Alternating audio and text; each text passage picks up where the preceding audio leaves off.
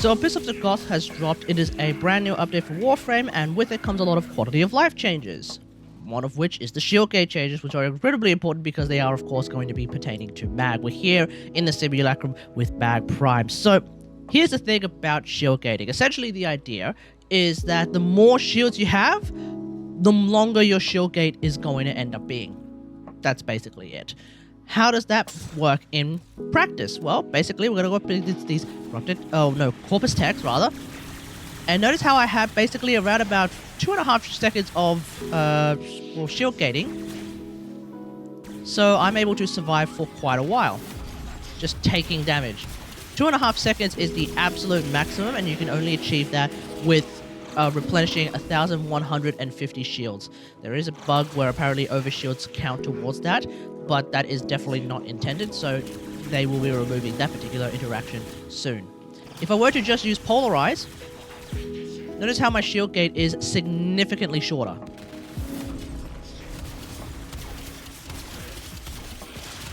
So you can definitely take that into account. Building shields essentially becomes a really good idea.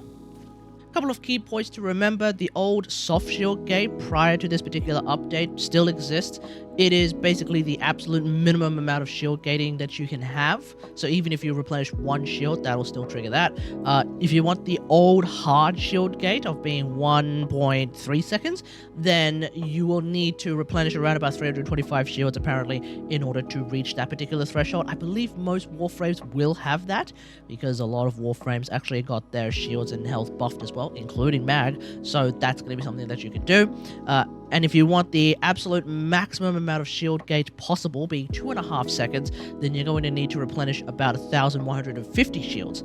So building shields is actually going to be really, really important for that particular regard. Unless you're Hildren, in which case I think her maximum is actually 3.5 seconds. It's of course going to be her special passive thing.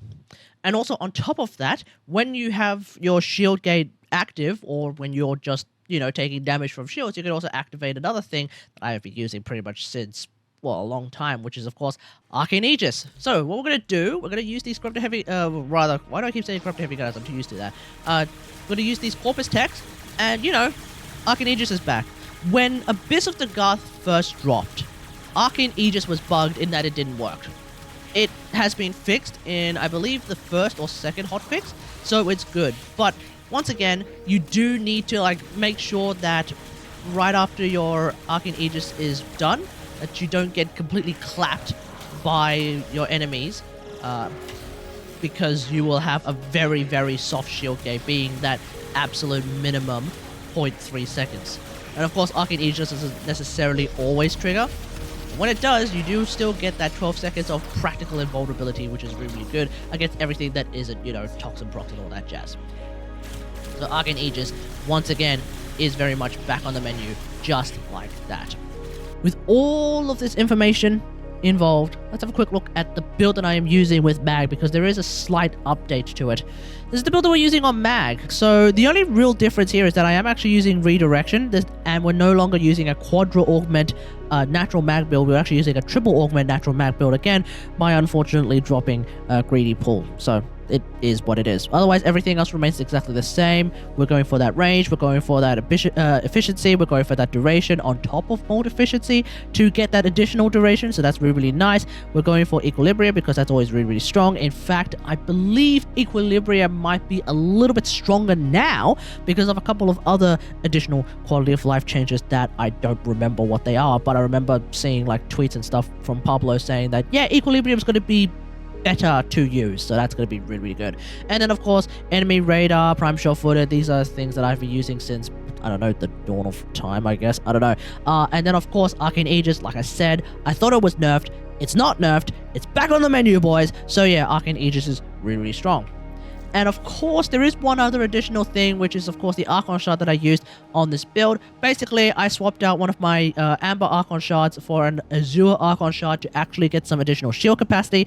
With this amount of shield capacity being at 1,260, which is basically the increased base shields coming from Mag Prime, plus redirection that is slightly nerfed, I guess, and also the Azure Archon shard, I actually can reach the absolute maximum shield gate duration of 2.5 seconds, which is how you achieve that is actually with 1,150 shields. You do end up needing an Azure Archon shard in order to reach that, because Mag's base shields plus redirection just by itself only reaches 1,110, so we're slightly off.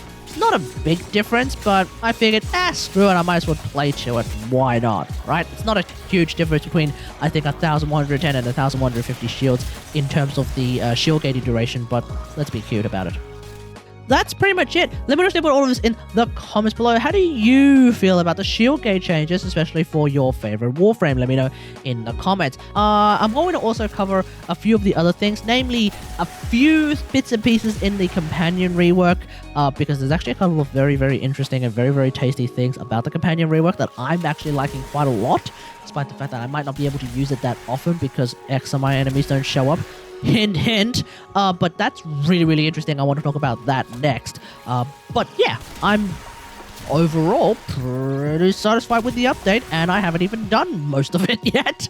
I haven't even bothered to try and get Dagath yet. I haven't even bothered to do a whole bunch of other things yet, and yet I'm pretty happy with the update so far. So yeah, that's pretty much it. Hope you guys enjoyed. If you like this video, hit that like button, subscribe for more Warframe content, and until next time, I'll see you guys later.